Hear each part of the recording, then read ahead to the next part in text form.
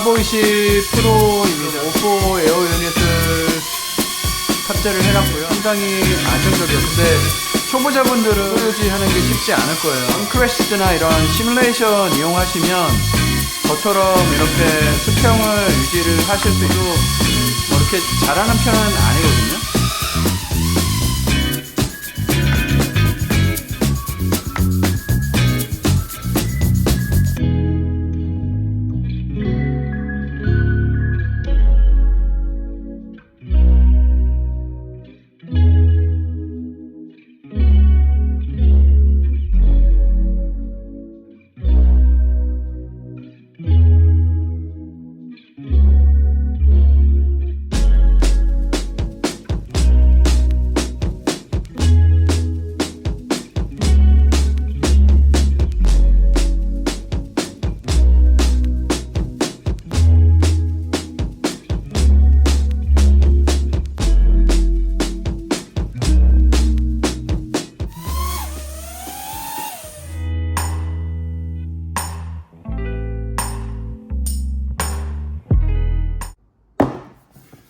안녕하세요 여러분, 강하재입니다. 오늘 리뷰할 제품은 베타 FP에서 나온 시네후프 드론 최신 버전이긴 한데 두 차례 정도 파보 20 프로에 대해서 리뷰를 했었어요. 이렇게 세 가지가 있습니다. 파보 20 프로 동일한 제품이고, 얘는 파보 20 프로의 한정판 모델이었던 나이트파이어 버전이에요. 그래서 여기 있는 LED만 좀 다른 제품이었습니다. 오포 에어 유닛 프로도 이런 식으로 기존 O3 비해서 크기 때문에 O3를 넣었을 때는 이쪽 마운트가 제대로 딱 맞게 되어 있었거든요. 근데 O3용에다가 O4를 넣다 보니까 잘라냈습니다. 이쪽 부분도 사실은 조금 안 맞았어요. 그러다 보니까 이번에 베타 FPV에서 O4용으로 새로 마운트를 개발한 상태입니다. 상자가 조금 더 크죠. 제품을 한번 언박싱을 하고 마운트에서 어느 정도 차이가 나는지 한번 보여드리도록 하겠습니다. 제품 구성이에요. 우선 가조립이 되어 있는 베이스가 들어가 있고요. DJI O4 프로 전용 케이지하고 안테나 마운트가 들어가게 됩니다. USB-C to 어댑터 들어가 있는 건데, 요거는 본인이 쓰고 있는 조종기하고 고글 쪽에 프로그램을 할 수 있는 이 어댑터가 꼭 필요하고요. 안에 들어가 있는 이런 케이블이 있습니다. 여분에 프로펠러가 들어가 있습니다. 동봉되어 있는 요 LED 스트립 같은 경우에는 아이스 블루로 요 파란색 이런 것들이 보이게 되는데, 저는 이 스트립은 여기에 있는 한정판 나이트파이어 LED를 사용할 생각이에요. 겉모습을 보게 되면 기존 파보 20 프로하고 똑같아요. O4 버전만 카메라 케이지하고 마운트가 완전히 새롭게 설계가 돼서, O3와는 다르게 O4 전용 케이지 같은 경우에 안테나 라우팅이 조금 더 깔끔하게 바뀌었고요. 미세한 무게감소 덕분에 비행시에도 아주 미묘하게 가벼운 느낌이 있었어요.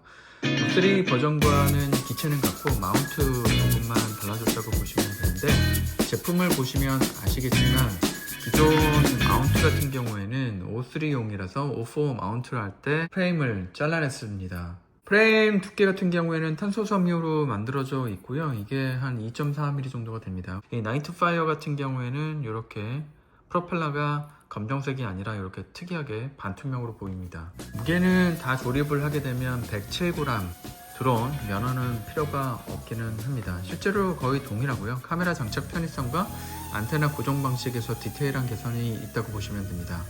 조립 방법 굉장히 간단해요. 제가 계속 보여드리는데 그렇게 어려운 거는 아니니까 제가 조립하는 영상 보시고 그대로 따라 하시면 되는데,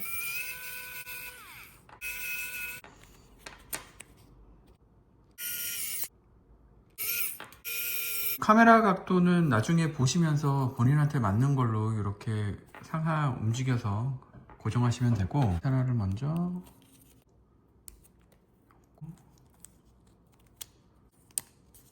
마운트에 O4가 제대로 이렇게 잘 연결이 되네요. 여기 남는 선은 꽈서 안에다가 이렇게 넣어주시면 돼요.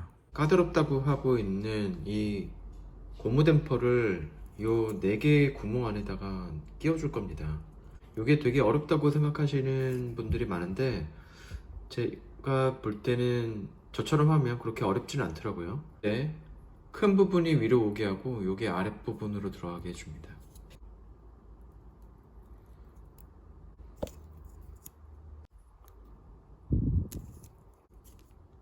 나사 모양은 이렇게 되어 있는 거를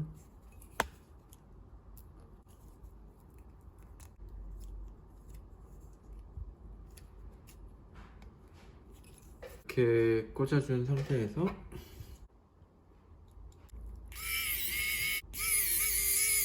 VTX 케이블을 끼워야 되는데 핀 방향을 잘 보고 손상이 안 되게 끼워야 됩니다.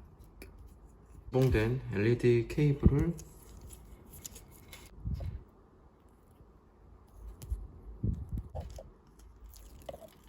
이렇게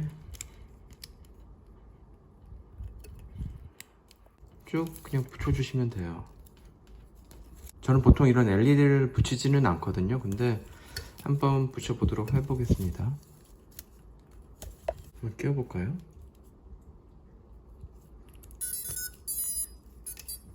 오,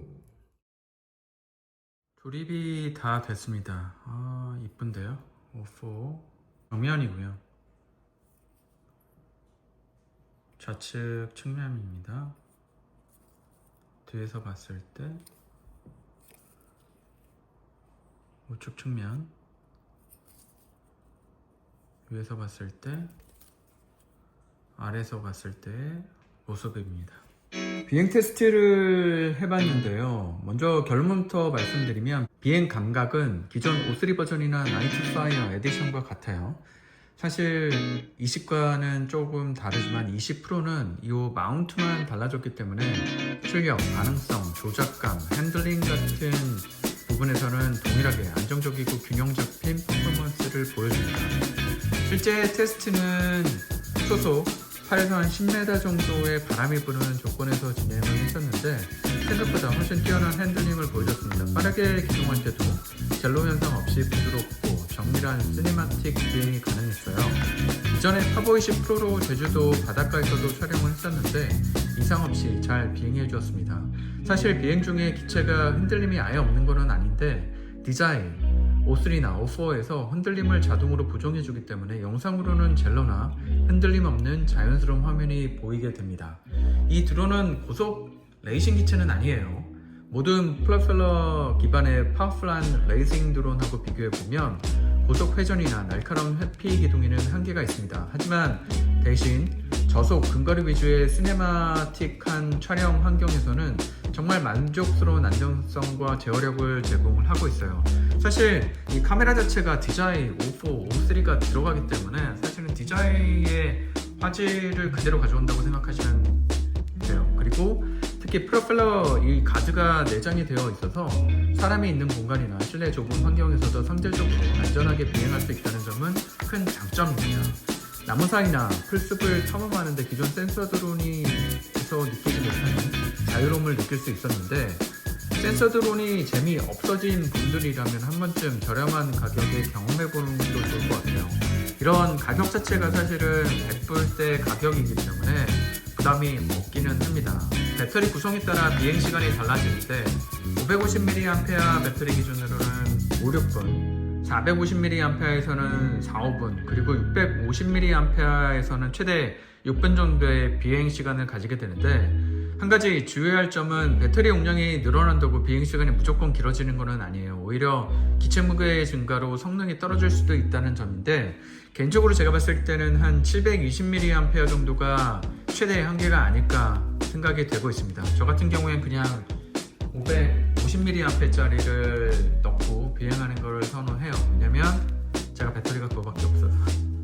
마지막으로 소음에 대한 부분인데 시네오프 기준으로는 그리 시끄러운 편은 아니지만 일반적인 실내에서 쓰기는 다소 부담이 있기는 합니다.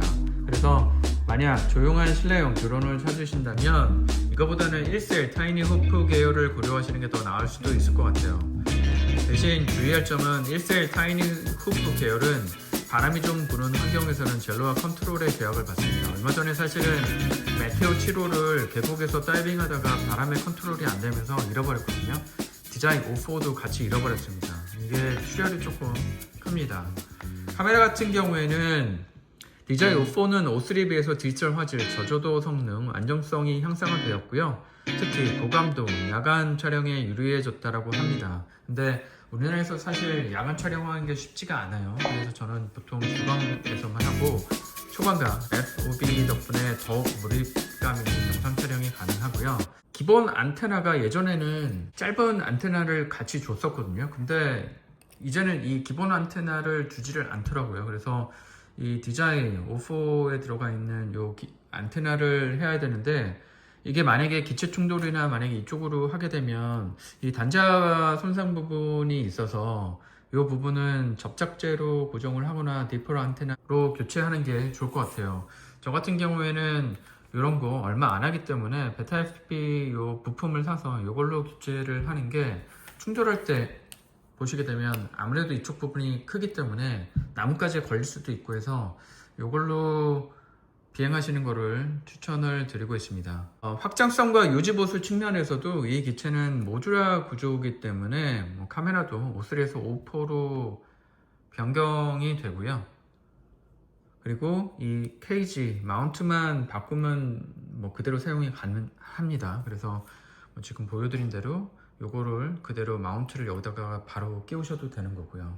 가격이 얼마 안 하고, SD카드 같은 경우에는 이제 DJI O4에다가 바로 끼워서 USB 포트 접근성이 우수하고 4V 방식의 카메라라서 충돌할 때도 이렇게 각도가 바뀌거나 그러지는 않습니다. 하단 공프 댐퍼로 젤로의 억제 효과가 있고, O4 자체에서도 화면 흔들림을 다 잡아주기 때문에 상업용 영상을 뽑아내는데도 부족함이 없다고 생각을 하고 있어요. 총평을 좀 해보면 DJI O3 시스템에서 이미 입증된 것처럼 이번에도 역시 파보20 프로는 견고한 구조와 안정적인 설계를 자랑을 하고 있는데, 풀사이즈 O4 에어 유닛을 탑재하고도 무리 없는 무게와 밸런스를 유지하고 있어서 실내 촬영뿐만 아니라 협사한 외부 공간에서도 충분히 활용할 수 있습니다. 물론 이 기체는 격렬한 프리스타일이나 고강도 충돌 비행에는 적합하지는 않은데, 부드럽고 정밀한 시네마틱 촬영에는 정말 훌륭한 성능을 발휘하고 있고, 안정적인 비행 특성과 영상 퀄리티 모두 만족스럽습니다. 제가 이 베타 FPV 같은 경우에는 팝업 피커부터 시작해서 20 그리고 20 프로, 25는 아직 못 만져봤고 그 다음에 위에가 아마 35 정도가 될 거예요. 그런데 모든 기체가 사실 만족스러웠습니다. 피코 같은 경우에는 이 가드 부분, C네프 이런 부분이 낭창낭창 거려가지고 충돌할 때 여기가 자주 깨졌는데, 그런 부분들도 다 개선이 돼가지고 O4 에어 유닛 프로 마운트 버전도 사실 만족스러웠습니다. 이미 O3 버전을 사용하고 있다면 굳이 O4 프로로 업그레이드 할 필요는 없어요. 이 마운트만 따로 사셔가지고 교체를 하시면 됩니다. 사실 똑같은 거기 때문에.